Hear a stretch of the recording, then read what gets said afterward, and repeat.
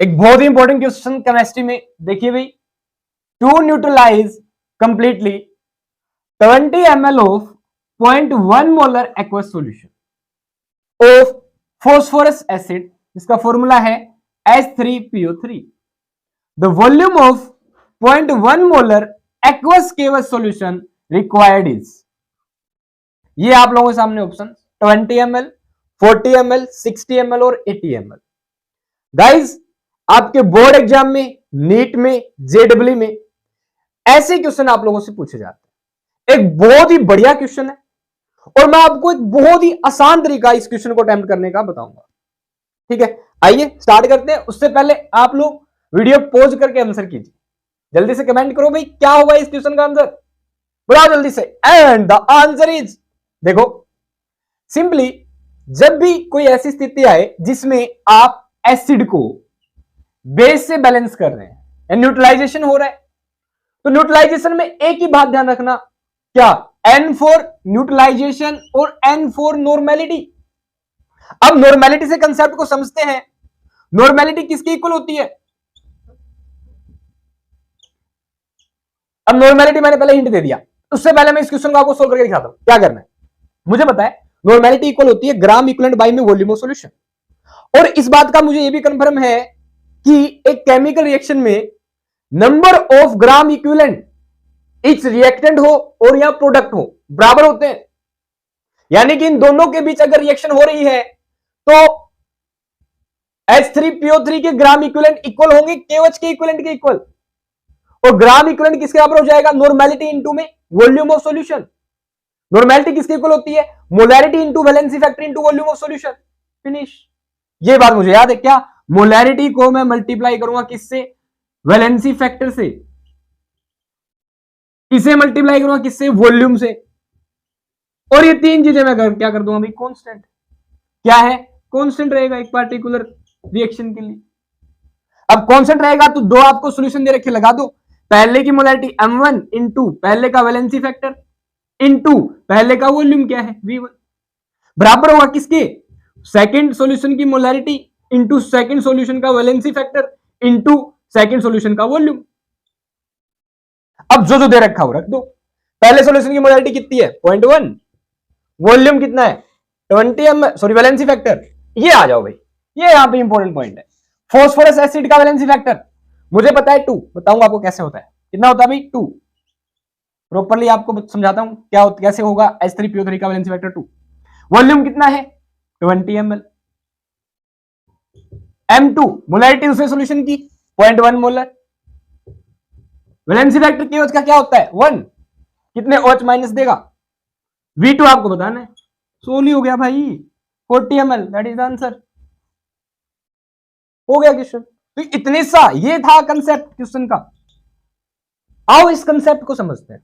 देखो normality equal होती है नंबर ऑफ इक्विवेलेंट्स, इक्विवेलेंट्स ध्यान रखना, इक्विवेलेंट्स को हम बोलते हैं ग्राम इक्विवेलेंट, ग्राम इक्विवेलेंट। ठीक है, एक होता है इक्विवेलेंट वेट। इक्विवेलेंट वेट, ये भी डिफरेंस समझ लो। इक्विवेलेंट वेट क्या होता है? Molar mass by valency factor, by में वैलेंसी फैक्टर या एन फैक्टर, ये होता है equivalent weight. What is gram equivalent और इक्विवेलेंट क्या होता है? This is weight, weight by equivalent weight. This is equal to gram equivalent और इक्विवेलेंट। ग्राम इक्विवेलेंट बोल सकते हैं इसको, इक्विवेलेंट बोल सकते हैं। ठीक है, अब ग्राम इक्विवेलेंट और इक्विवेलेंट, कोई भी रिएक्शन हो रही है, मान लो मैंने बोला A plus B goes to C, तो A के ग्राम इक्विवेलेंट बराबर होंगे B के ग्राम इक्विवेलेंट के, बराबर होंगे C के ग्राम इक्विवेलेंट के, सिंपली।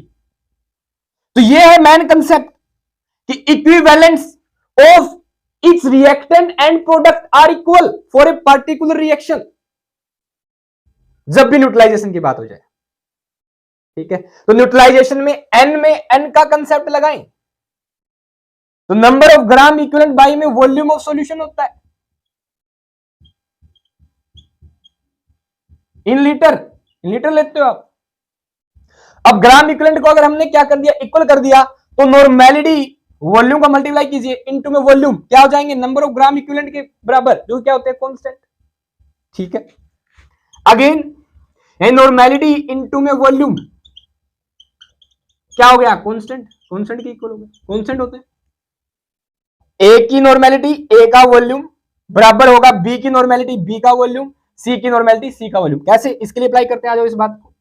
तो normality of A into volume of A बराबर होगा normality of B into volume of B बराबर होगा normality of C into volume of C. ये अप्लाई करना है।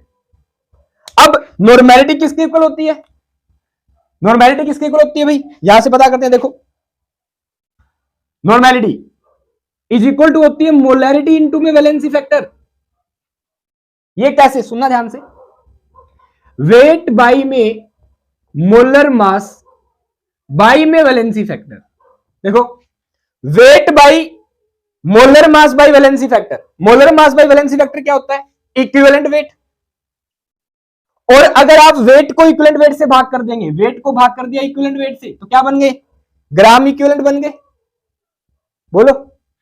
ठीक है, बाई में क्या, volume of solution in litre, ये होती है नॉर्मेलिटी। ओके, अब वैलेंसी फैक्टर को ऊपर ले जाएं, valency factor weight by molar mass किसके बराबर होता है, नंबर ऑफ मोल्स के। तो क्या हो गया, number of moles into valency factor by में volume of solution in litre. अब number of moles by volume of solution in litre क्या होता है, मोलैरिटी। अब मोलैरिटी इनटू वैलेंसी फैक्टर क्या होगी, नॉर्मेलिटी। That's all. यानी मोलैरिटी इनटू वैलेंसी फैक्टर किसके बराबर हो गया, नॉर्मेलिटी के, नॉर्मेलिटी के। और नॉर्मेलिटी को तो वॉल्यूम से मल्टीप्लाई कर देंगे आप, वो क्या है, कांस्टेंट।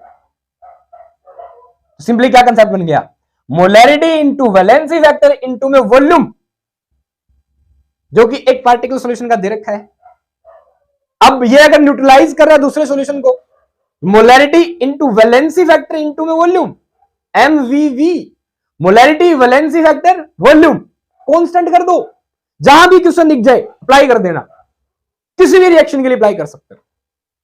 ठीक है, होप सो अगर आपको ये कंसेप्ट समझ में आ गया है, आप आगे जो भी ऐसे न्यूमेरिकल करेंगे अच्छे से कंप्लीट कर लेंगे, सही होगा आपका आंसर। ठीक है, आओ एक बात और समझते हैं। अब बात आती है वैलेंसी फैक्टर कैसे निकालने। देखो एक बेस के लिए बता दो, ये वाला था दूसरा सॉल्यूशन हमारा। एक बेस के लिए वैलेंसी फैक्टर क्या होता है, कितने OH माइनस आयन देता है बेस, KOH कितने OH माइनस देगा, 1। तो वैलेंसी फैक्टर कितना होगा KOH का, 1। VF is valency factor, that is 1। Okay, मान लो मैं कह दूं MgOH2 का बताओ वैलेंसी फैक्टर क्या होगा, कितने दे रहा है भाई, 2 OH माइनस आयन देगा, वैलेंसी फैक्टर कितना हो जाएगा, 2। मैंने बोला एसिड है मेरे पास H3PO4, इसका वैलेंसी फैक्टर क्या होता है, 3। एसिड का वैलेंसी फैक्टर कैसे बताते हो, कितना H प्लस देगा, H3PO4 देता है 3H प्लस, 3H प्लस देता है, तो वैलेंसी फैक्टर कितना हो जाएगा, 3। कितना हो जाएगा भाई, 3। एक एसिड कितने H प्लस देता है, यही होता है वैलेंसी फैक्टर। अब जो आपका H3PO3 है, ये कितने H प्लस देता है, देखो H3PO2 आ जाए तो कितने H प्लस देगा। इन तीनों में निकालने का तरीका मैंने ढूंढ रखा है, पता मैं क्या करता हूं, देखो 4 ऑक्सीजन है, 3 क्या है, H, 3H, जितने यहां पे आपको दिखाई दे रहे हो H, ध्यान देना, यहां पे कितने हैं, H3 है, ऑक्सीजन कितने हैं, 3। यहां पे ऑक्सीजन कितने हैं, 4। यहां पे ऑक्सीजन कितने हैं, 2। 4 में से 1 घटा दो, 3, तो ये तीनों H प्लस मिलेंगे, सिंपल। H3PO3 दे रखा है, 3 में से 1 घटा दो, 2 H प्लस मिलेंगे यहां से। H3PO2 दे रखा है, 1 H प्लस मिलेगा, क्या बेसिक यहां पे तीनों, सिंपल तरीका, मैंने तो ऐसे याद रख रखा है भाई। 4 में से घटाया 3 आएगा वैलेंसी फैक्टर, 3 में से घटाया 2 आएगा, 2 में से घटाया 1। H3PO2 वैलेंसी फैक्टर है 1। अगर यहां पे H3PO2 होता तो इसका वैलेंसी फैक्टर आप 1 लेते।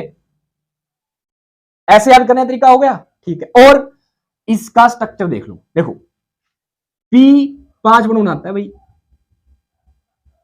H3PO, अब H कितने, 3, OH OH H, ये स्ट्रक्चर है H3PO3 का, देख लो H3PO3, ठीक है। अब ये OH वाला H बाहर ले जाता है, ये वाला H बाहर लीजिए जाता है H प्लस की फॉर्म में, ये वाला H फॉस्फोरस के साथ जो बॉन्ड बना रहे हैं ये ब्रेक नहीं होता, ये वाला H प्लस रिलीज नहीं होता।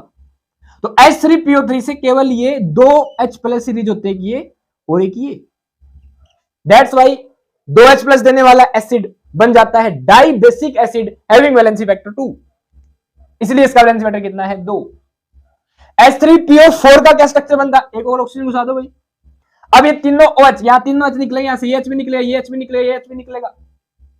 This phosphoric acid is tribasic acid, ये भी ध्यान रखना, ठीक है। बेसिसिटी आप एसिड के देखते हैं और एसिडिटी बेस की देखते हैं, ठीक है, हो गया। H3PO2 की बात करते हैं, तो आज H3PO2 का स्ट्रक्चर बता के दिखाता हूं आपको। H3PO2 क्या, ये P double bond O, OH, H3, एक H, दो H, बना लिए 5 बॉन्ड, केवल ये एक H प्लस बाहर जाता है। तो वैलेंसी फैक्टर कितना होता है इसका H3PO2 का 1। बस 2 में से घटाओ 1, 4 में से घटाओ 3, 3 में से घटा दो 2, जब भी अगर फॉस्फोरस के एसिड ऑक्सो एसिड और फॉस्फोरस आ जाए तो। और ये वाला कंसेप्ट जहां भी मन करे लगा देना भाई, आंसर आपको बिल्कुल सही मिलेगा। 20 सेकंड का क्वेश्चन होता है यार सारा, याद रखना MVV molarity valency factor volume, molarity valency factor volume constant होते हैं पार्टिकुलर रिएक्टेंट के लिए, खत्म खत्म, यही तो है बस। MVV इज कांस्टेंट, फिर से देख लो, MVV is constant, molarity volume valency factor, molarity valency factor volume, molarity valency factor volume क्या होता है, कांस्टेंट। तो ये था क्वेश्चन, देख लो आपके सामने, ठीक है। और इस कंसेप्ट को बार बार अपनी प्रैक्टिस में लाइए। किसी प्रकार की कोई क्वेरी इस कंसेप्ट से रिलेटेड हो तो आप लोग कमेंट में पूछ सकते हैं। ओके, अच्छे से पढ़िए, ऑल द बेस्ट।